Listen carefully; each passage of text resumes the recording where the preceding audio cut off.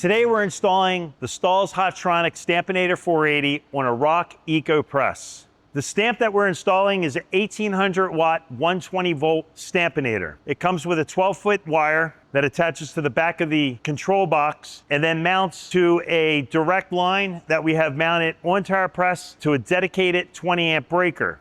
If you're installing a 240 amp version, that's 1800 watts, 240, that needs to be on a 30 amp breaker, and we supply the ROQ plug with it if you order the ROQ press version. You're simply going to plug in the wire adapter into the back of the control box, cut your cord, and attach the ROQ plug. Then you can directly plug it into the press. The line would drop over the print head and then run under the press. Anytime you install the stamp on any press, you want to have the control box with the display facing forward. So in this case, we're going to slide it back and drop it in place.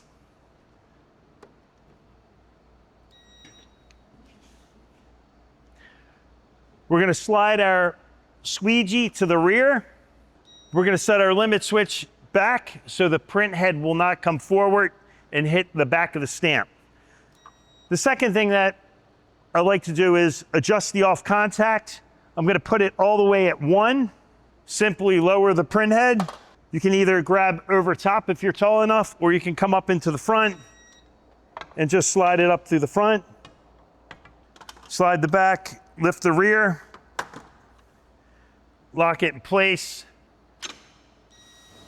It really, truly is a plug and play unit. Install the stamp as if you're installing a screen printed frame. Next, we're going to install the power cord. The power cord comes with a yellow clip, so you know that it's going to lock into the back of the control box. So you just want to check to make sure it's properly installed so you don't have any loose connections. So we're going to run our wire on the opposite side of our air hose. I like to get zip ties and zip it to each one to secure the wire to make sure that it's not going to drop or drape down into the print arm. And on our ROQ Eco, we have it where we're going to run the wire up along the post. And again, we're plugging it into a dedicated 20 amp circuit. And we're going to come back and check for power. When you turn on your stamp, they're already preset at 335 degrees.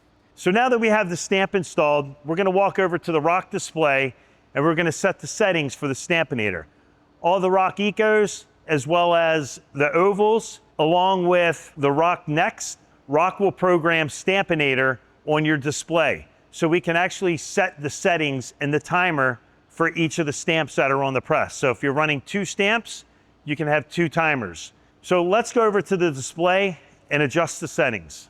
So on the ROQ display, we're going to go in and program the Stampinator. This ROQ display is from 2016, so the interface is a little bit different from newer versions, but it's the same. Utilities, connection, air connection, and we have Stampinator programmed twice, just in case we want to run 2 stamps. So what we'd like to do is we're going to go with Stampinator for the press time. We're going to pick Stampinator. It's in head print arm 2. We're going to set our time for 3 seconds. Exit. We're going to go to the print head, and it goes to no flooding automatically. We just want to check, because if it's in normal position, the print head will print. Going to default of no flooding, we will not have our print head engage.